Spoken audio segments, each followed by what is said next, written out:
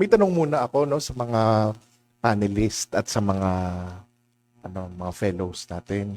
No, kapag kayo ay nakakita ng aklat pambata, ano ang nakikita ninyo?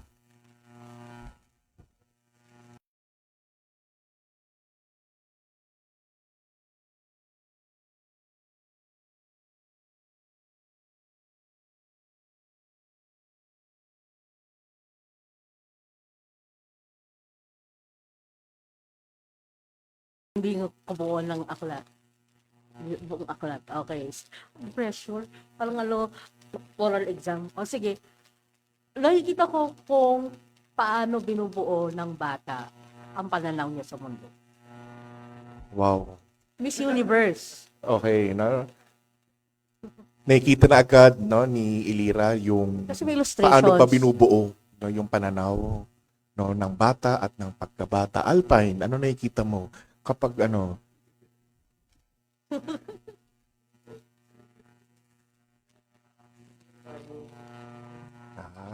so nakatuto ka sa bio no? Sa blurb. Oo, dahil ang blurb ay pang-akit no, ng mga aklat. No? Minsan bibiguin ka. No? O minsan naman itutuparin no, yung pangako ng blurb. Larry, ano nakikita mo sa isang aklat pambata? Your Honor. Ano po, sabi po niya ano yung presyo daw. Pero ako, bukod sa presyo, ano po parang nanunumbalik sa akin yung baka masyado po ano to. Pero yung kasaysayan, paano siya nabuo, bakit siya binuo, Oh, nakita na agad ng kasaysayan.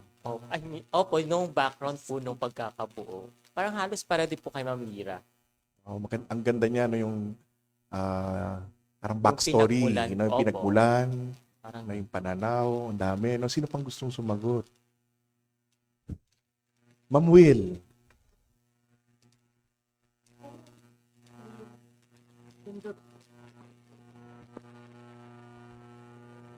Pareho yung ano yung nakikita ko, yung unang tinitignan ko yung sa likod para alam ko kung gusto kong basahin o hindi yung akda. May pang-akit din sa akin yung itsura ng kabuuan ng cover, kung makulay siya, kung yung bata ay may power. Ayun. Okay, maraming salamat sa mga ah, tugon. No? Mas lalo pang uunlad yung ating usapin no, na ano ba ang nasa likod ng aklat pambata no, sa daloy ng ating talakayan no, sa palihang ito. No, ang aking paksa ngayon ay may kinalaman sa proseso. No? Ito ay hindi nakatutok talaga sa sining o craft kung hindi ipaalala sa atin no, na ano ba ang dapat nating taglayin kung gusto nating sumulat ng isang kwentong pambata o mga nobelang pambata. Dahil ito ay isang pananagutan. No, ang pamagat ng aking presentasyon ay ang KSA sa pagsusulat. Ang KSA ay hindi Kingdom of Saudi Arabia, kung hindi knowledge, skills at attitudes. No, kasi bago magkalimutan, kailangan natin ito, no, ang kaalaman, kasanayan at asal, no? Kung gusto nating sumulat, no? Tinutukoy ng kaalaman o knowledge ay yung kondisyon no, of being aware of something, no? Maaring mga konsepto, no, o mga kaalaman, skills, no? Ito yung mga abilidad na nakabatay na nasusukat no sa pamamagitan ng panahon at ng precision, no? Kaya nga tinitest yung ating kaalaman no sa mga exam halimbawa o mga essay gamit itong skills na to no yung gamit ang precision at time. At syempre ang napakahalaga ay ang attitude o asal. No, wag nating kakalimutan iyan. No, tayo ay nagpapalihan pero wag nating kakalimutan ang tamang asal no kung gusto nating sumulat.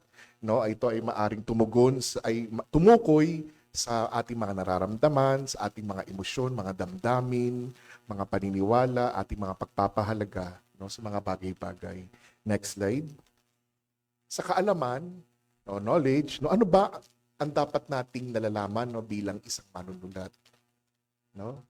Baka pag narinig natin ito, parang nagdadalawang isip na tayo. No? Una ay napakahalaga. No? Marami sa inyo ang mga nag-aaral o nagtapos ng creative writing, no? Pero marami rin sa inyo no ay hindi nag-creative writing, no? Kaya kailangan nating doble kayod sa pag-aaral, no? Napakahalaga para sa atin, no? Ang malaman ang mga elemento ng literatura, lalong-lalo na ang elemento ng short story. No? Noong ako ay nag-aaral sa unang baitang sa kolehiyo, sineryoso ko ang Humanities 1. Kasi gusto kong maging, Humanidades isa, dahil gusto kong maging isang manunulat. No? At nagpapasalamat ako sa aking guro na itinuro sa akin ang mga konsepto ng banghay, ng tauhan, ng tunggalian, ng dialogo, ng luna, ng tema at ng punto de vista. No? Basic. Pero paulit-ulit itong lalabas, no, sa ating palihan. No? Yung tatalakayin natin, no, ano ba ang mga tauhan, lumitaw ba ang tunggalian, maganda ba ang pagkakagawa ng dialogo, ang bilis naman ng 5 minutes. Okay, no? Napakahalaga din. No, na malaman natin ang literary history, mga tradisyon, no? Nandito na lahat, no? Yung no? Gusto ko lang bigang focus dito, dapat alam natin ang ating target audience. Ano ba ang kailangan, at ano ang gusto ng bata? No? Hindi ko masasabi itong lahat sa inyo, no? Kayo ang tutuklas nito. No? Dahil wala namang nagtuturo sa atin, isang guro na magtuturo sa atin ng lahat ng ito. No? Kasaysayan, kultura, no? At syempre general knowledge. Huwag nating kakalimutan. Napakahalaga ng general knowledge. Next slide. No? Ano ba ang mga kaalaman dapat matutuhan? No? Yung mga uri, no? Narito, content knowledge, system knowledge, process knowledge, genre, at context knowledge. 4 minutes na lang, no? Kaya hindi ko na matalakay ng gusto ito. Pero bigyan natin yung focus itong system knowledge, no? Yung syntax, lexis, formal conventions. Napakahalaga nito, maging ang content knowledge, no? Content knowledge, ideas at concept. Next slide. Kailangan din nating malaman, no? Siguro maaari natin tungkunan ng screen cap natin ito, no? Yung mga key element ng creative writing. Paulit-ulit itong lalabas at hahanapin sa ating mga teksto. Character development, setting atmosphere, plot, imagery, at dialogo and voice. Next slide. At ang proseso ng pagsusulat. Minsan, gusto nating mag-shortcut. No?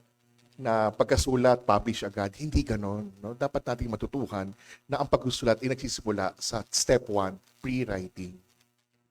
No? Aalagaan natin yung ating ideya, yung ating konsepto. No? Matagal to. No? Matagal na proseso ito. Susunod ay ang pananaliksik. At malalaman natin, no, sa ating mga teksto kung ang kwento ba ay dumaan sa matinding pananaliksik. No, kitang-kita naman iyan no. Sumunod ka ba sa prosesong ito? Baka mamaya dumiretso ka sa drafting tapos ipinasa mo na sa publisher. Hindi maganda 'yon, no? Kailangan nating matutuhan ito. Susunod ay ang mga skills. Ito ang mga skills na kailangan nating matutuhan. No?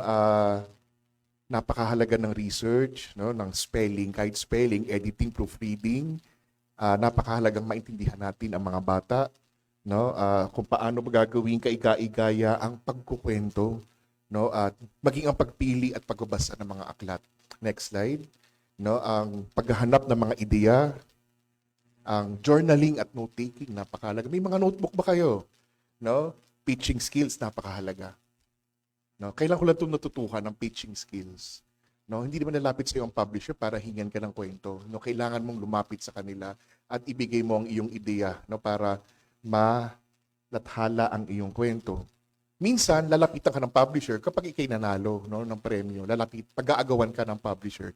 Pero kung wala ka pang, halimbawa, gantimpala, no, mahalaga na matutuhan natin yung skill, no, ng pitching. No. Susunod ay ang tamang asal. No? Commitment, pananagutan, pang-araw-araw na pagsusulat, pagbabasa, wellness, napakahalaga. Para natin aalagaan ang ating sarili, ang ating damdamin, no, napakahalaga ng pagsisikap at hindi pagsuko, no, ang kakayahang magbago at lumago, no, independence, no. At ang pinakagusto ko rito, no, yung kaya mong turuan ang iyong sarili na hindi ka umaasa sa ibang tao, no, na i-workshop.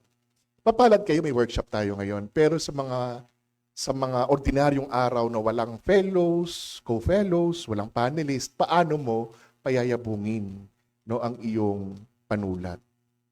Aasa ka sa iyong sarili. No? Napakahalaga din next slide ay ang tinatawag na grit. No, na hindi pagsuko. No, hindi ka, syempre masaktan ka, marireject ka, na matatalo ka, no, pero mahalaga na bumangon ka, magsimula ka, palaguin mo yung sarili mo, matuto ka sa mga pagkakamali mo, no? At narito yung mga no, yung kailangan mong tanggapin ang mga negative feedback, no? Destructive criticism, no? Na hindi ka sumusuko. At panghuli, no, na aking nais ibahagi o kaya ay hamon sa inyo ay magkaroon tayo ng growth mindset.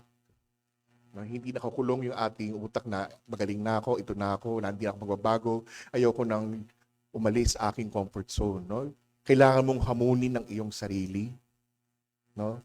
At ang pagpasok sa isang workshop, no, ang pagiging bukas, no, yung paniniwala na meron ka pang ikahuhusay, no, ay isang magandang halimbawa ng growth mindset. No, so maraming salamat. Dito tatapos ang aking maikling craft lecture. Ngayon naman ay ating talakayin ang maikling kwento, no, ni Ginoong Christopher Rosales na pinamagatang ang panggaping pansin